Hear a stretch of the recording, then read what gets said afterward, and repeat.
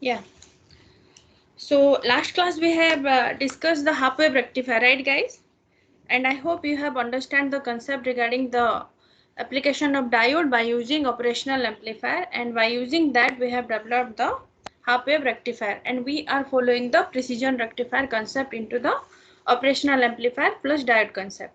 Now the topic is full wave rectifier. So guys, this is the circuit for the full wave rectifier by using op-amp, and here we can see in the half wave rectifier, the previous circuit, if you see, we are just using one op-amp with two diode, either in this position or in this position. Okay, but now what are the improvement we have to go for the half wave rectifier? Half wave rectifier is capable of only rectifying the output in any one half cycle. Okay, that's why to overcome that thing, we have to use the full wave rectifier concept. So how do we make that full wave rectifier? By using two op-amp and only two diode. Okay, same concept of half wave rectifier, but additionally we have to take one more operational amplifier. So let's understand the concept. So here you can see the position of the diode connected to the first op-amp A1 and the second op-amp A2 for generating the output.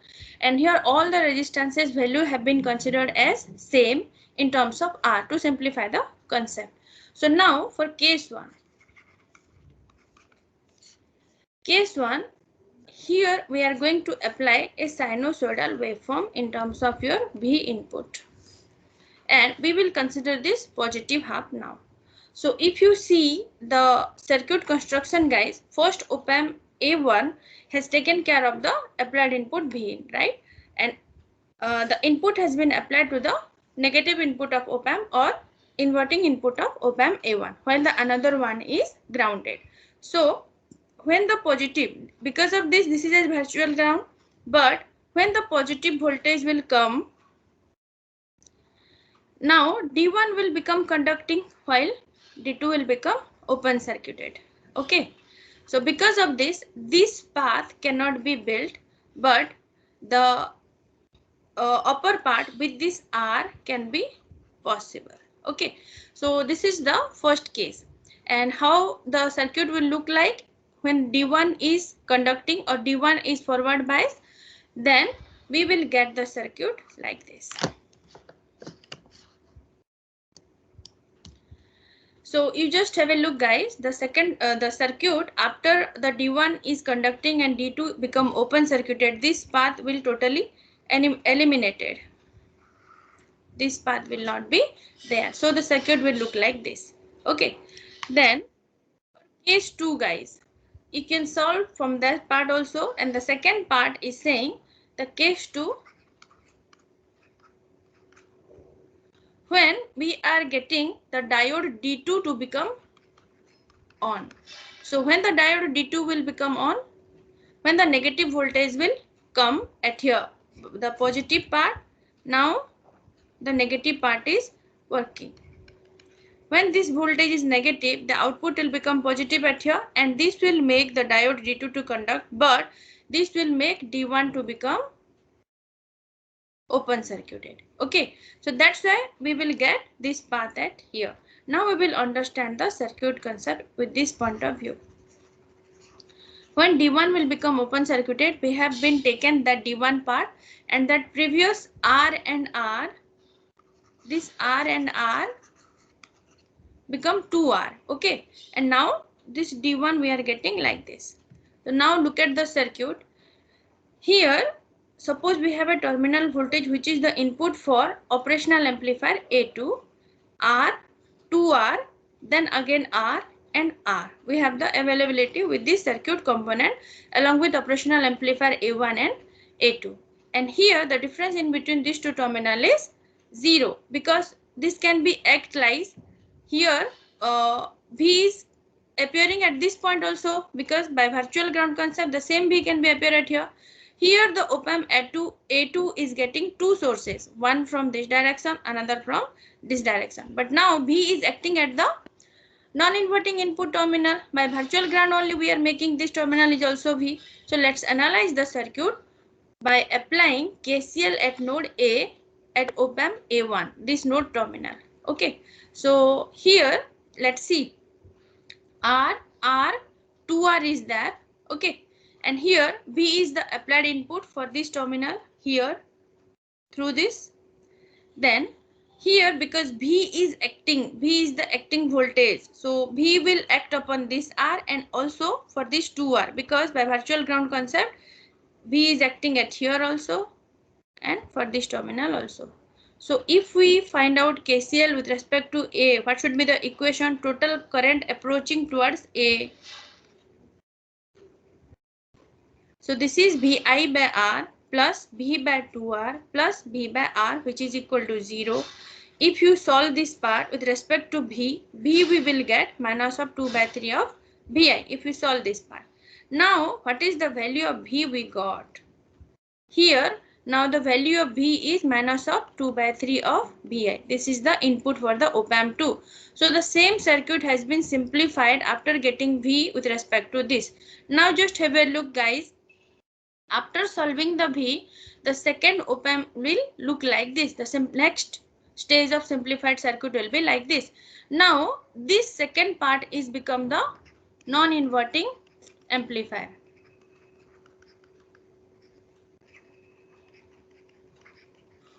Because this end we have considered as this one is grounded, but because of virtual ground this one will become 0. So this end is grounded in the simplified circuit.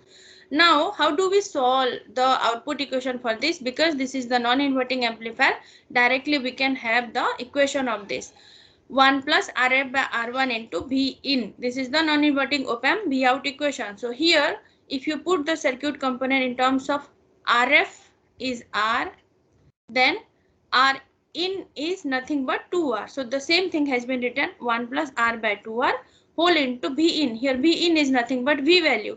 So if you solve this part guys, this term will get cancelled out and we may get V naught equal to VI.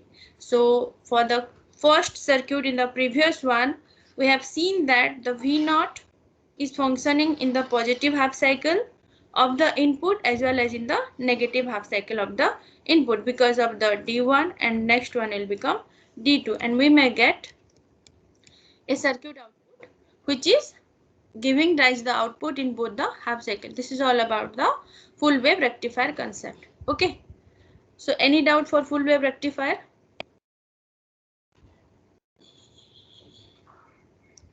Guys, no doubt. okay, so next topic is your peak detector using op-amp.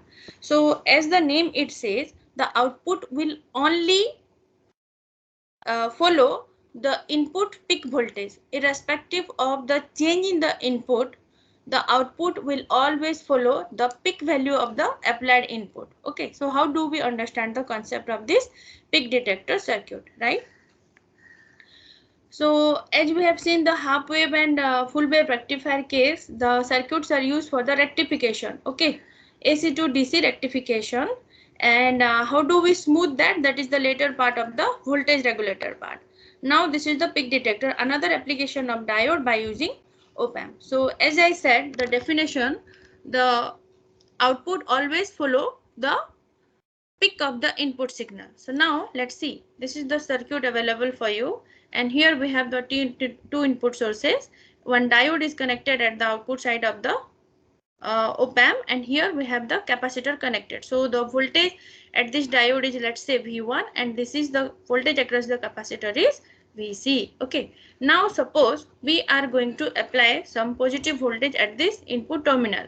So let's say this is of the value of 6 volt. Before that guys, you can see that in this circuit two power sources are there.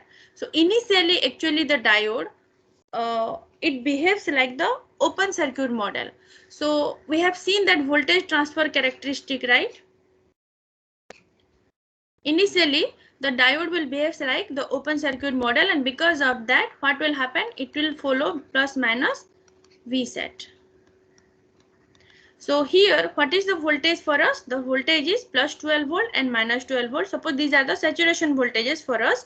So initially what will happen, when we turn on the diode will reach to the positive supply voltage of plus 12 volt. So here because of the open circuit model at the initial condition, the output of the op-amp is plus 12 volt. So if you see that this 12 volt is appearing at this point. So what will happen to the diode? The diode voltage is some 0.6 or 0.7 volt.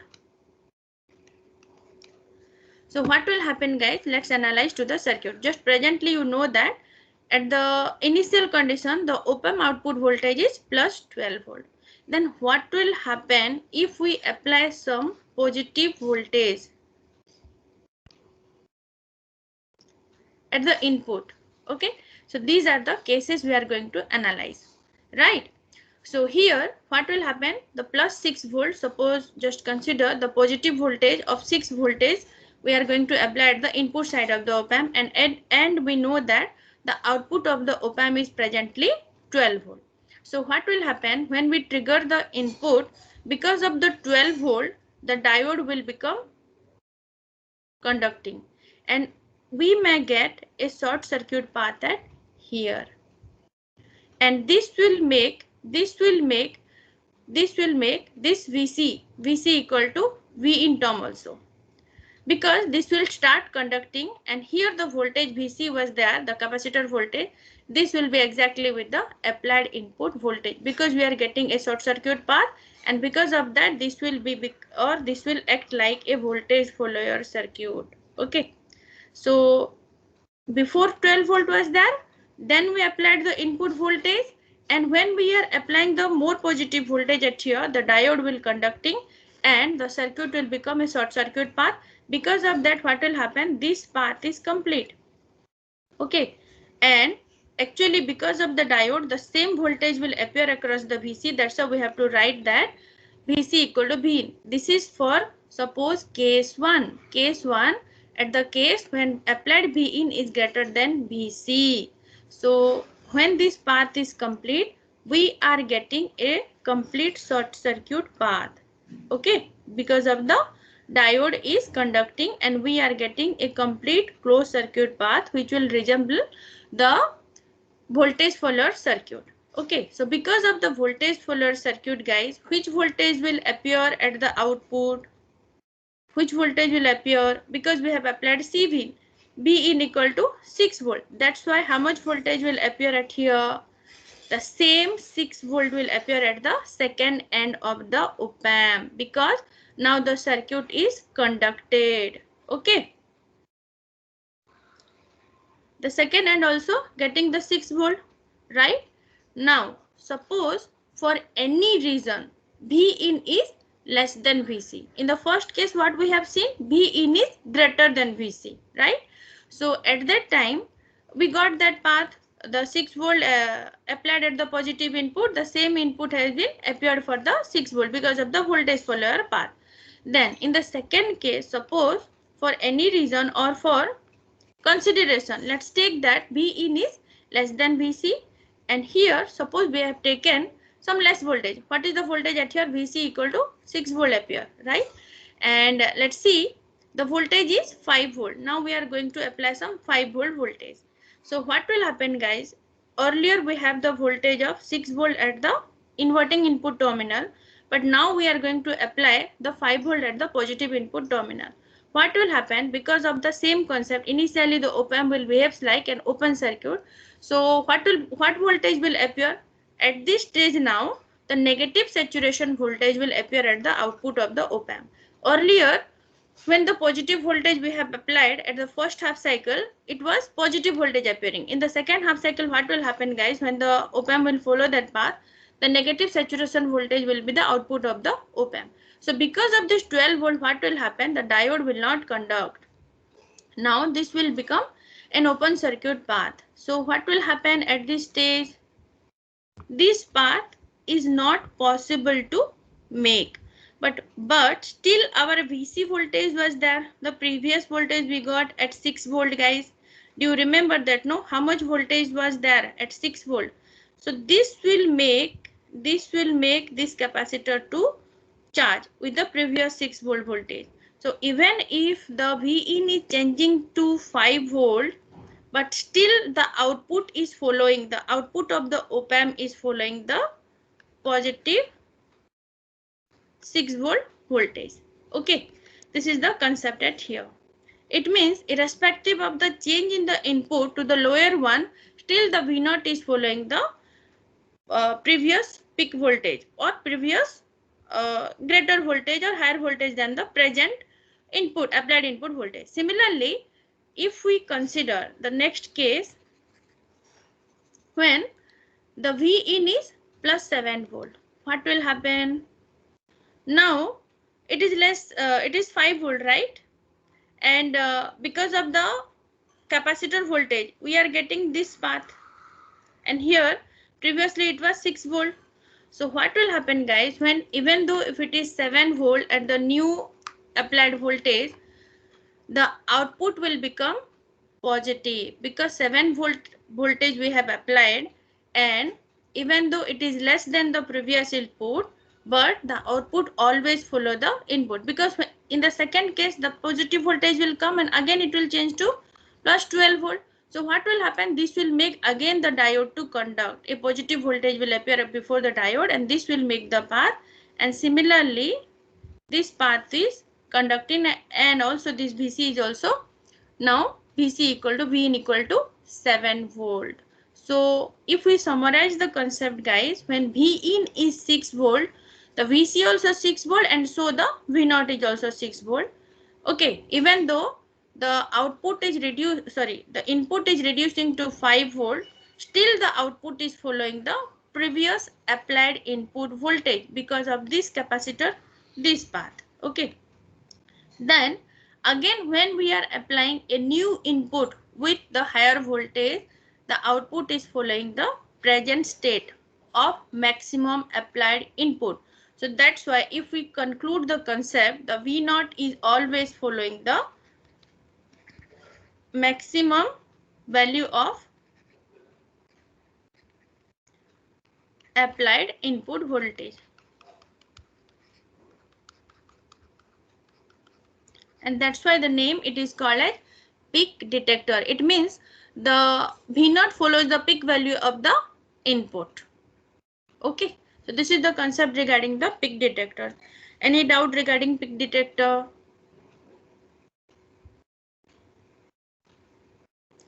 Shall I proceed for the next topic?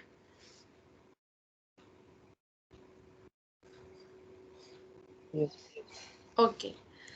The next topic, this is another way you can make the peak detector circuit, or we can say that improved circuit of a peak detector by using this 2 diode and 2 op-amp and 1 capacitor. You can also identify the peak output always.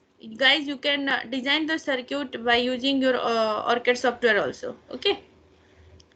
Then come to the application number, logarithmic amplifier section. So by using diode and along with the combination of diode and op-amp, we have learned that we can design the precision rectifier, half wave rectifier, full wave rectifier, and peak detector. The next application is related to your logarithmic amplifier. Just have a look, guys.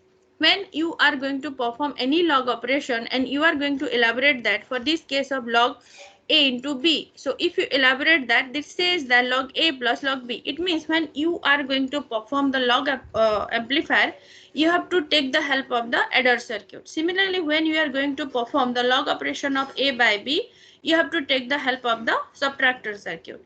It means log operations are not individual. You have to take the help of the previous uh, operational amplifier application circuits. So here for these two cases, log A, log B, the output is also shown in terms of log form.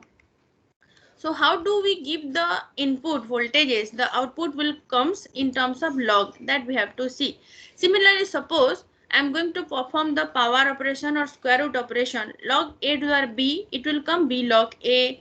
Log of root A, it is half of log A. This is the elaboration, right? But suppose I want my signal get back in terms of A by B, A into B, or A to the B, or root A.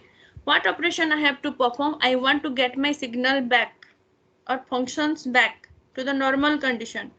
I have to use the anti-log amplifier operation, right? So here it has been shown, guys.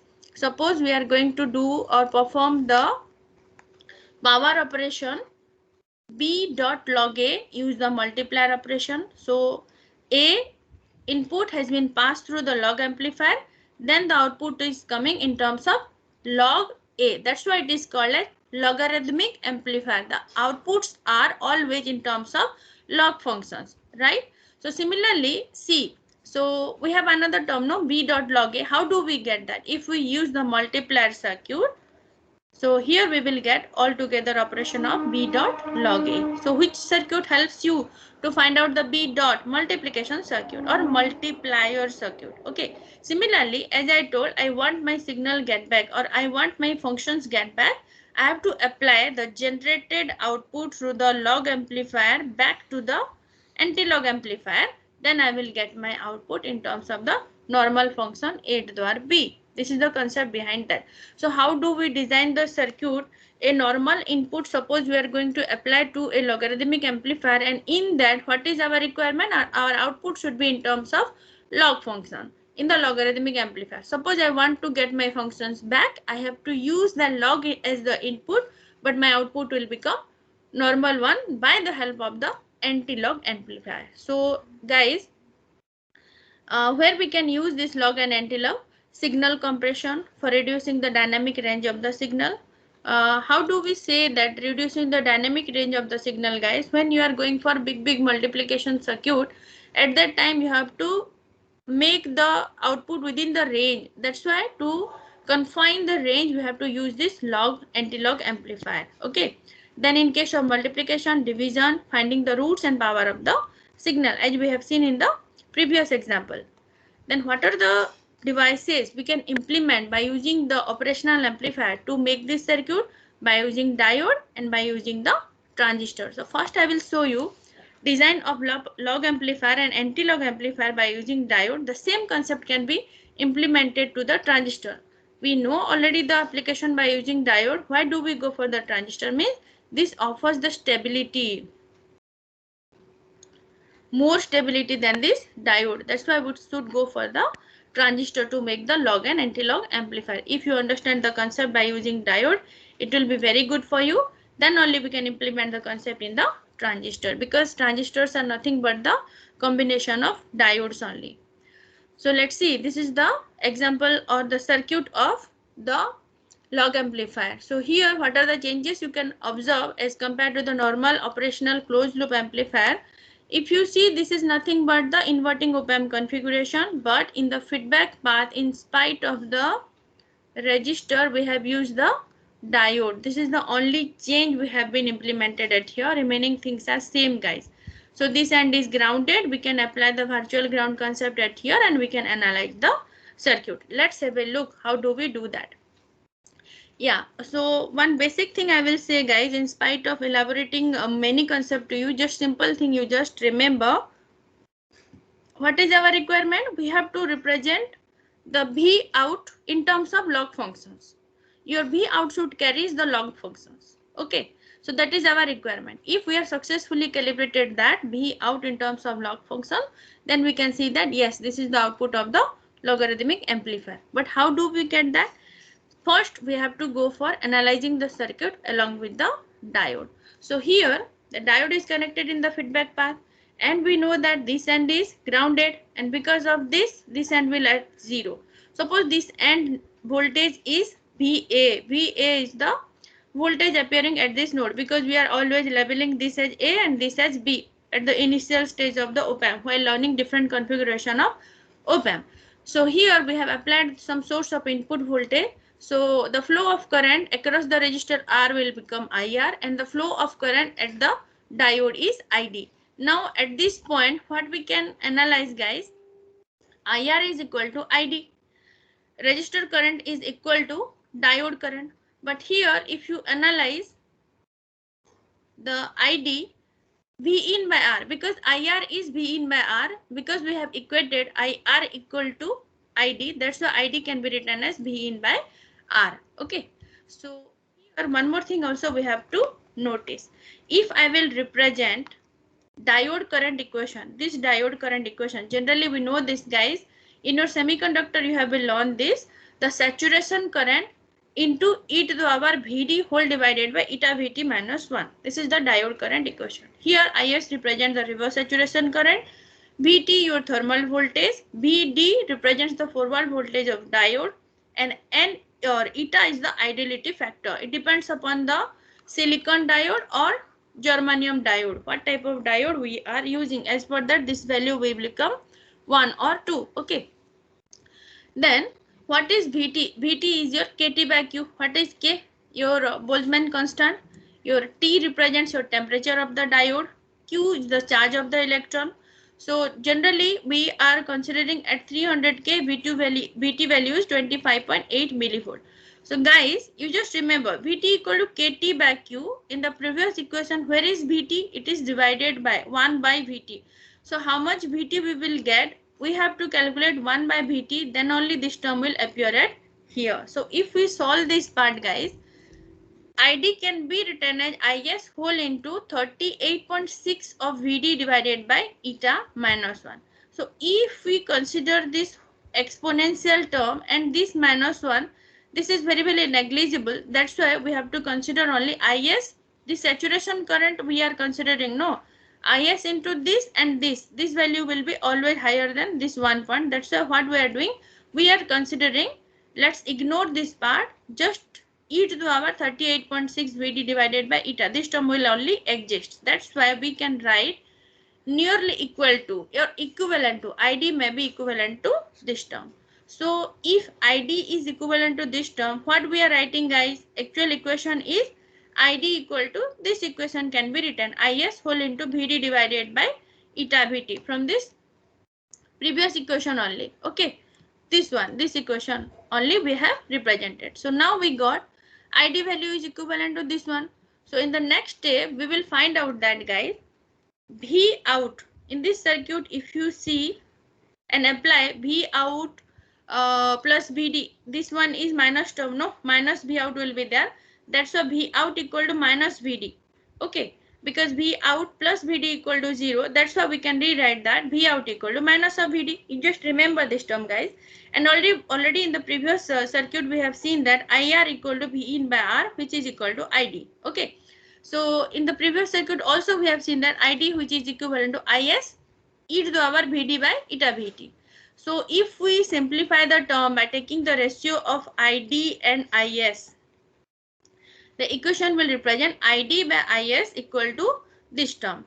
Then taking ln of both the sides, ln of this side and ln of this side. What we are getting if we take logarithmic function of both the side, guys? This is only Vd by, this is x term. Yeah, which formula we have been used, guys? Who can say this?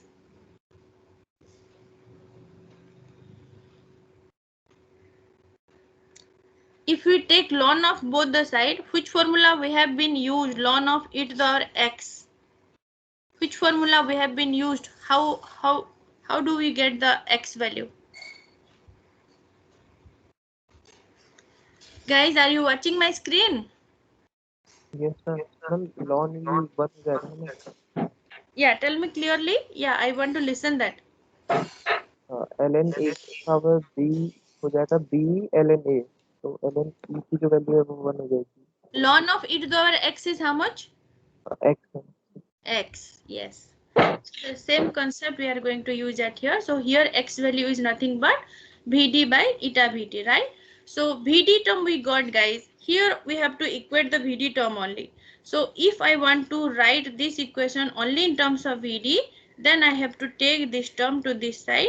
It means Vd can be written as eta Vt into ln of Id by Is. So we know that Vd equal to V out, but it is minus V out. So the final equation of V out can be written as minus of eta Vt into ln V in by Is into R. And this is the final equation of your log amplifier. Now you can realize that V out has been written irrespective of this temperature coefficient and constant ln value we are getting. Your V in is coming in terms of ln value. So it is proved that the output is nothing but the logarithmic function of the input. And here if you take that V equal to IR, no, IS into R is also nothing but the voltage term only. Got it, guys? V out in terms of logarithmic function of input. Okay.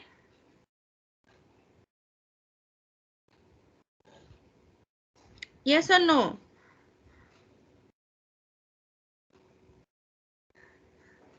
Guys,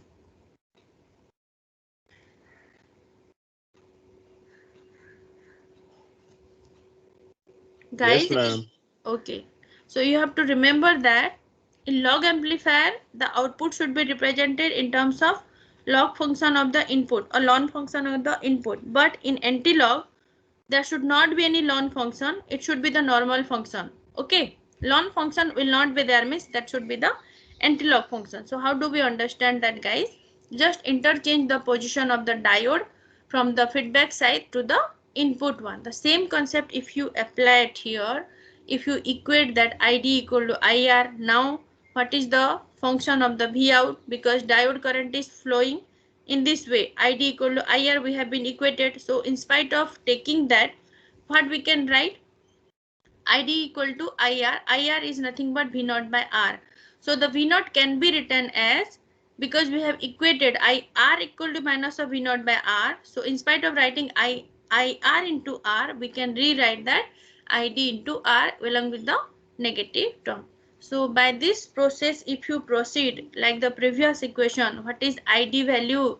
Then equate the V out with minus of R into ID. And if you write the value of ID at here, which is Is into e to the power Vt by eta Vt, then finally what can we read out for V out alone?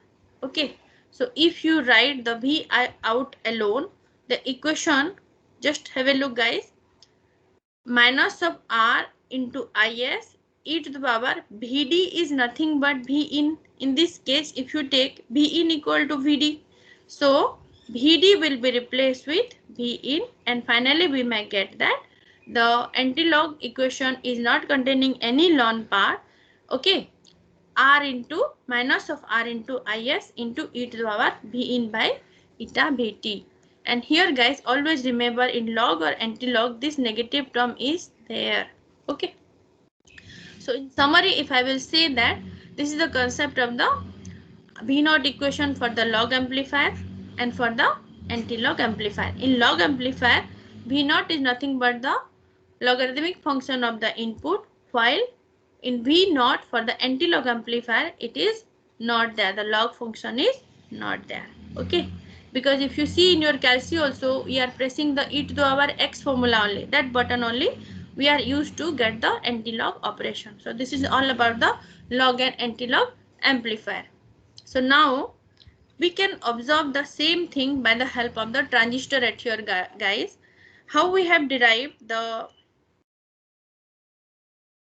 V naught equation by using diode. Now we will see the transistor. Now you may ask that, ma'am, already we have learned the application of log amplifier by the help of the diode. Why do we go for the transistor? It means, see here, guys, here Vt represents the thermal voltage or the diode voltage, and still it contains the temperature effect directly multiplied with your input voltage. And also here the saturation current option is also there, guys. This will, what it will do, this saturation current will make your output to decrease. So we have to deal with this Vt voltage as well as the saturation current. So we have to design such a circuit that should not dominate the output voltage because of the change in temperature. That's why we should go for the use of transistor to make the log amplifier. Let's see whether we are able to do that or not. First we will understand the log amplifier by using the single transistor, right? So if you see this, guys, see the construction of the transistor or the placement of the transistor. This is PNP transistor or NPN transistor, guys. This is nothing but a ground based transistor, right? This is PNP or NPN.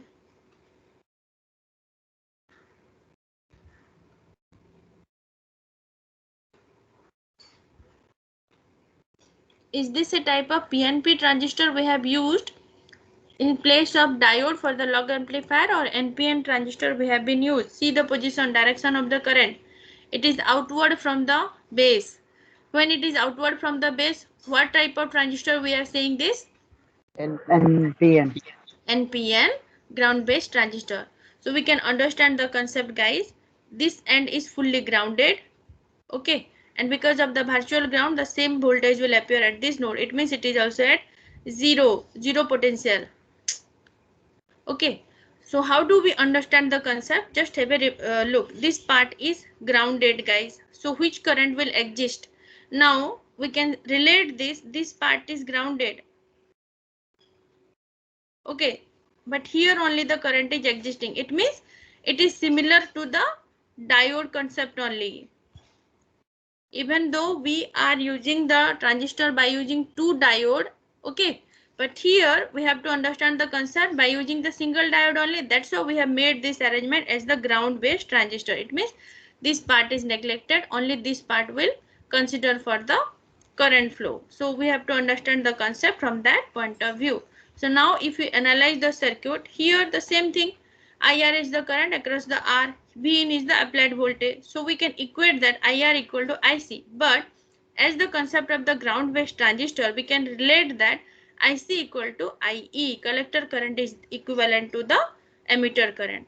But when we are writing IR equal to IC, which is nothing but V in by R. So here IC is also equivalent to V in by R. Now guys, because of this ground based transistor concept, we can see that the voltage from here to here is base emitter voltage, right? VBE. So if you apply the KVL in this loop, this is a loop, no? This part will become a loop. So what we can rewrite, guys, just previously also I have explained that. So we can rewrite that V out equal to minus of VBE, because if you apply the same concept V out plus VBE equal to 0, it means V out equal to minus of VBE, okay.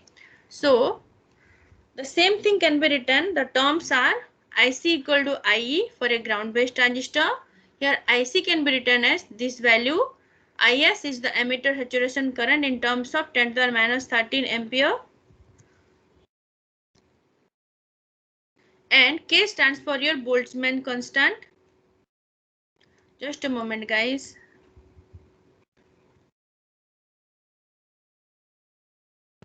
One minute, guys. The slide is hanged out. Wait.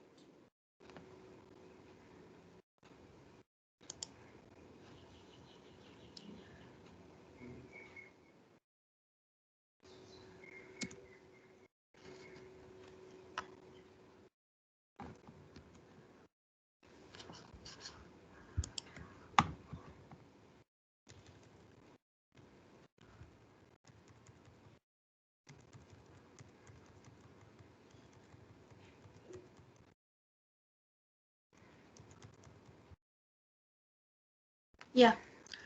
So these are the representation of this equation. Suppose we may understand the same concept by using this, and here the equation of IC by IS as we have been derived by using the diode. Everything is similar, guys, but now one new thing we are going to implement at here. IC by IS, we are going to equate this, then taking natural log of both the side, we can rewrite VE is nothing but the output voltage, right? Or the emitter voltage in terms of output voltage. Here in this case VBE, we can equate that to VBE. We may get that KT by Q ln of this term. Now IC is known as V in by R in. Then guys, just have a look. Here what we are doing, that R in into IS term, no, we are getting that we have replaced that with the V reference voltage. It means we have been eliminated that IS term which was coming by using the diode. Now the whole equation of V naught, if you see, it is nothing but minus of KT by Q into ln VI by V reference. It is the ratio of two voltages only. There is no IS term. So we have successfully eliminated that by using the transistor. This is the use of the transistor to eliminate the saturation current effect. Okay guys, this is by using a single transistor, the log amplifier by using a single transistor, but still we can prove that V0 is nothing but the ln of B in. Okay, minus of ln of B in. These are the constant. Then now guys, still you can see that temperature coefficient is there, and this is also direct multiplication factor or direct multiple of input voltage. It means if you increase the temperature along with the applied input voltage, this may reduce the voltage effect. Here also output voltage also you may get that temperature effect, which is not desirable. Okay, so we have to eliminate this temperature term also. So what shall we do to eliminate this temperature effect or this temperature term? This elimination can be done by using this kind of circuitry, guys. Let's have a look. Now this is the log amplifier with saturation current and temperature compensation. So if you see guys, the same circuit, single log amplifiers are there, but here we have used to compensate the temperature effect two log amplifier. Middle one is the subtractor circuit. Then at the end we have been used the inverting or non-inverting amplifier, guys. Just watch the figure and tell me.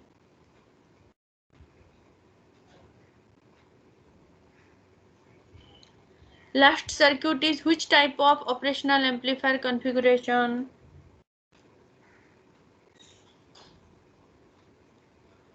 Inverting or non-inverting?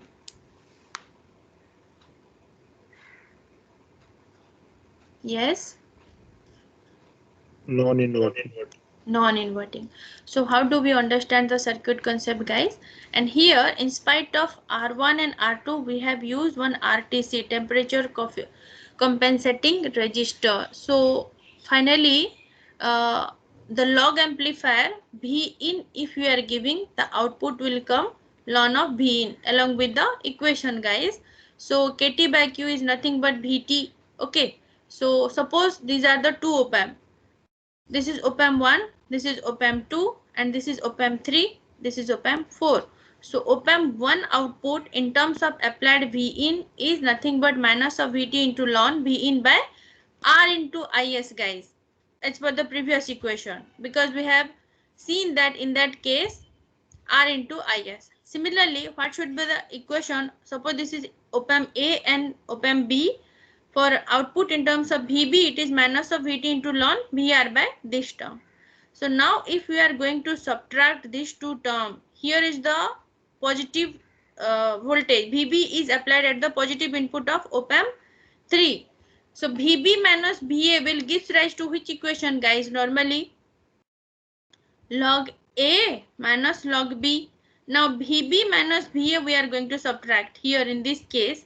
So the equation, if you solve this, A minus B is nothing but A by B. But here it is B minus A. That's why it is B by A. So if you solve that, B minus A, VT into ln B in by VR. Here for op-amp A, the applied input is B in, while the applied input for log amplifier B is VR. It is not B in. To show the differentiation in between the two applied input voltages. Okay, so what is the output we got at the stage of this op-amp 3? VT into ln V in by R, and it is applied to the non-inverting amplifier. Here what we have taken in the previous circuit I have shown you now. This temperature coefficient or temperature compensating resistor we have taken. So the final equation will be like this. V compensating output can be written as 1 plus RF by R1 into V in. RF is R2, R1 is temperature coefficient compensating resistor RTC. So it is in the inverse order, guys. This will increase means this will decrease. This will decrease means this will increase. And here you can see that, guys, that IS term is also not there. So because of that, this is also inversely to this temperature. So it is balancing this temperature effect, and so that the output we are getting a compensated output. This is all about the log amplifier. In next class I'll explain the anti-log amplifier. Those who are present for this class, you just type your attendance as yes. In next class we will learn about the anti-log amplifier concept.